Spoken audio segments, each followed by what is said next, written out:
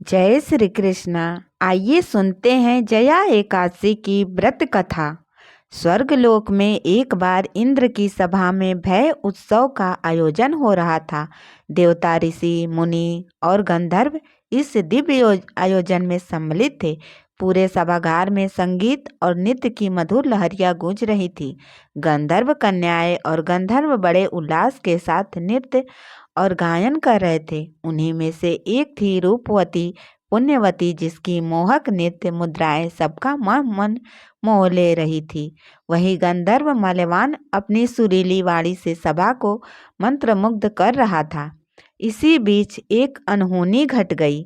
पुण्यवती की दृष्टि जैसे ही माल्यवान पर पड़ी, वह उनके सौंदर्य और आकर्षण में खो गई।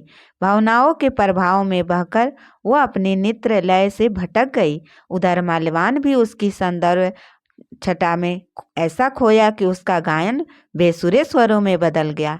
यह दृश्य देख इंद्र सहित समस्त सभा बेस्मती रह गए। इंद्रदेव के क्रोध में ज्वाला भड़क उठी और उन्होंने दोनों को तुरंत सभा से निष्कासित कर दिया। उनके कठोर वचन गूंजे, तुम दोनों अपने कर्तव्य से विमुख हो गए। अब तुम्हें 50 योनि का कठोर दंड भुगतना होगा। श्राप के प्रभाव से मल्यवान और पुण्यवती स्वर्ग से गिरकर प्रेत योनि में चले गए। वहां उनका जीवन अत्यंत कष्टदायक था। भूख, प्यास और पीड़ा उनके अस्थायी साथी बन गए। इस यातनापूर्ण अवस्था में एक दिन ऐसा आया जब माघ मास के शुक्ल पक्ष की जया एकादशी आई।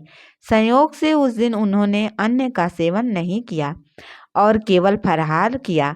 साथ ही उन्होंने अपनी दुर्दशा से उबरने के लिए भगवान विष्णु की आराधना की, उनकी महिमा का गुणगान किया।